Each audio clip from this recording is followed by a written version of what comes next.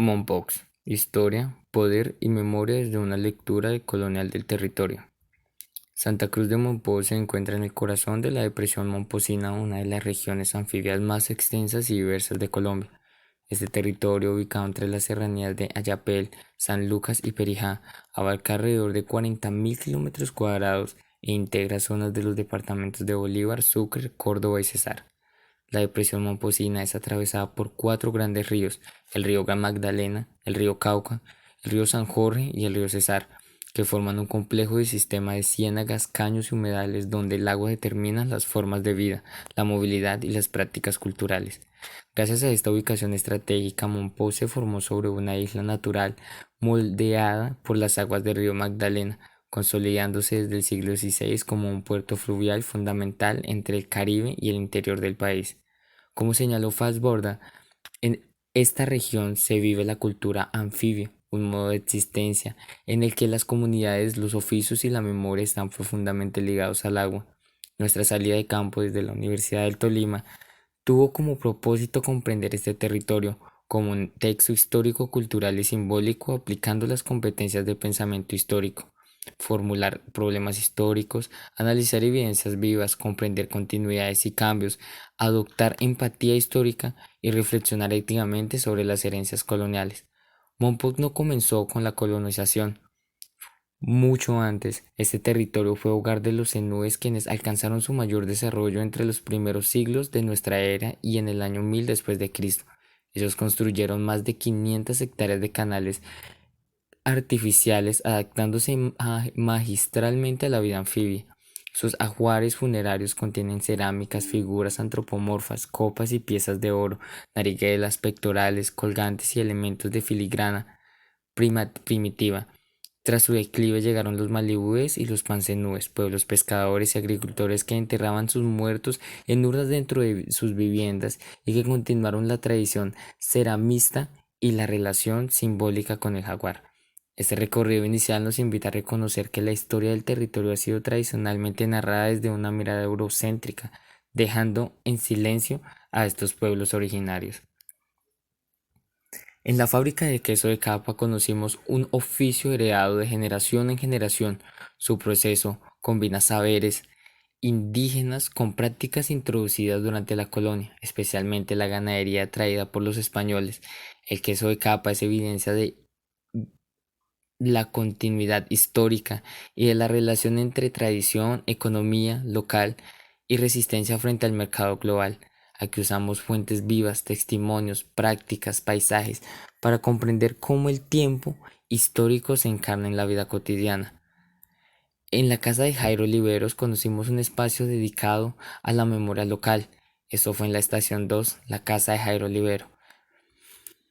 Fotografías, documentos y objetos se convirtieron en evidencias históricas mostrando cómo las familias construyen la historia desde expectativas íntimas. Aquí reflexionamos sobre los silencios históricos, aquellos que no aparecen en los libros, pero sí en las voces de la gente. Comprendimos que la memoria familiar es clave para formular problemas históricos y para adoptar empatía con las comunidades del territorio. En la estación 3, talleres de filigrana. Visitamos dos talleres de filigrana. Este arte, aunque refinado durante la colonia con técnicas ibéricas, tiene raíces más profundas en los ajuares en nubes. Ya existían piezas elaboradas en oro con formas antropomorfas y zoomorfas. Así, la filigrana momposina es un ejemplo del sincretismo, continuidad de cultura y resistencia. La precisión del trabajo manual y la transmisión del oficio y su valor simbólico revela una memoria en movimiento. Acá analizamos continuidad, cambio y reflexionamos sobre el vínculo entre el arte, identidad e historia. En la estación 4, el Colegio Pinillos. El Colegio Pinillos fue construido en el siglo XIX gracias a la donación de Juan Bautista Pinillos, con techos altos y ventilación cruzada. Responde al clima caribeño y a la estética colonial de la época. Además de ser un espacio educativo, funcionó como hospital en periodos difíciles. En este lugar dialogamos sobre cómo se enseñaba la historia local y qué tensiones existían entre la narrativa oficial y las memorias del territorio, un ejercicio clave para la reflexión ética del pensamiento histórico. En la estación 5 Hablamos del sector histórico, las iglesias, las plazas, calles coloniales. La iglesia Santa Bárbara, construida entre finales del siglo XVI y 1613, estilo barroco, torre lateral con decoración de palmas, flores y leones. La iglesia de Santo Domingo, fundada en 1544, reconstruida en 1856, contiene coronas y esculturas en oro repujado. La iglesia de la Inmaculada Concepción, fundada en 1541 y transformada en 1551, remodelada varias veces hasta 1934, antigua catedral del pueblo. La iglesia de San Agustín, construida en 1606, custodiada el Santo Sepulcro, declarada basílica menor en 2012. Estas iglesias son testimonio del poder económico, religioso y político de la élite colonial, sostenida por el comercio del oro y la expansión ganadera. La arquitectura se convierte en evidencia material de la realización entre historia, poder, desigualdad, la relación de estas, pero también de la identidad cultural del territorio. En la estación 6, recorrido por el río Magdalena y el caño de Peñoncito. El río Magdalena fue la arteria principal que permitió el surgimiento de Mompox como puerto estratégico desde el siglo XVI. Fundada en 1537, según varias fuentes, Mompox alcanzó gran importancia en el comercio del oro, llegando incluso a ser centro del contrabando que evadía los controles de Cartagena. Aunque la sedimentación del río desde el siglo XIX redujo su navegabilidad, hoy sigue siendo un espacio vital para la cultura y la memoria del territorio. En la estación 7, la fábrica de casabe en Peñoncito, encontramos un proceso artesanal. El casabe, de su origen indígena, es una práctica que ha sobrevivido a siglos de colonización, y no solo de origen indígena, y de los saberes traídos también de las personas de color o de las personas que se utilizaban en ese entonces como esclavos, elaborado por mujeres, expresa continuidad, sostenibilidad, resistencia cultural. La estación 8, la Ciénaga de Pijillo. La Ciénaga de Pijillo nos permitió cerrar la experiencia reconocida que la historia también se escribe en la naturaleza.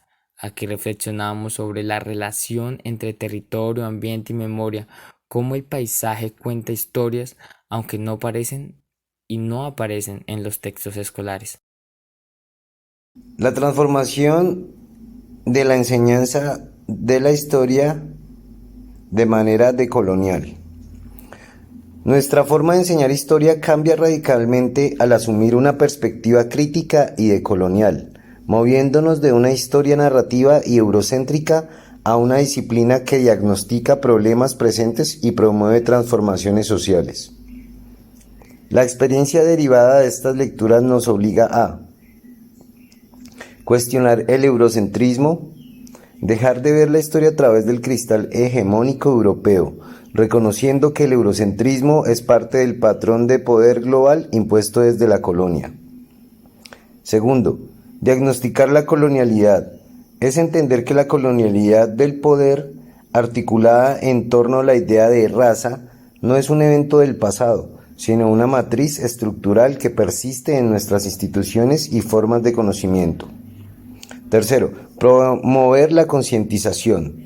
Trasladar la enseñanza de la historia de la simple memorización a la concientización, o sea, tomando la conciencia crítica para la liberación de la acción transformadora, tal como propone Paulo Freire.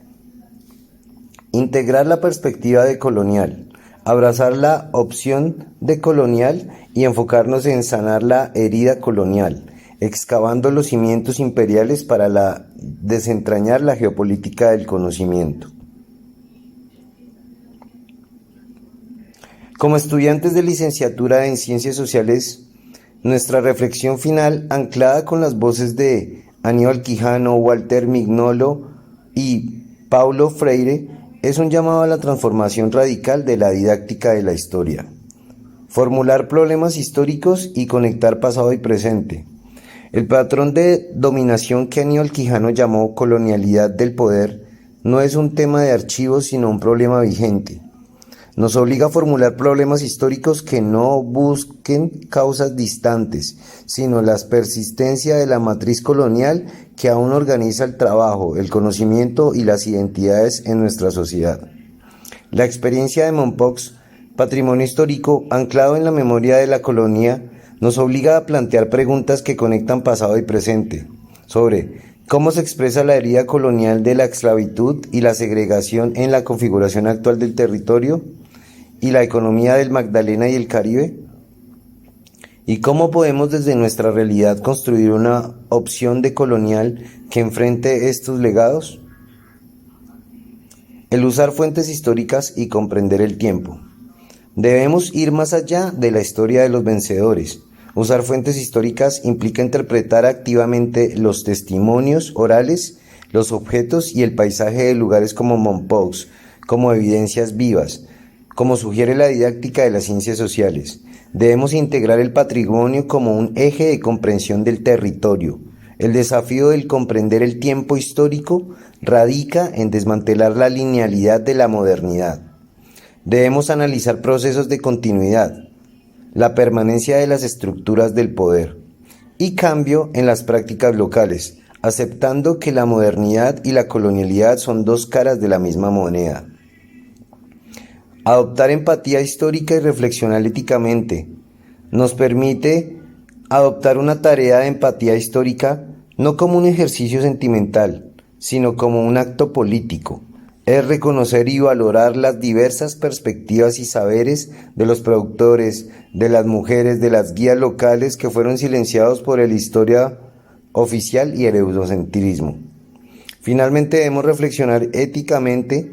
Paulo Freire nos enseñó que la lectura del mundo procede a la lectura de la palabra y que la educación, especialmente la histórica, debe ser un camino hacia la liberación y la concientización.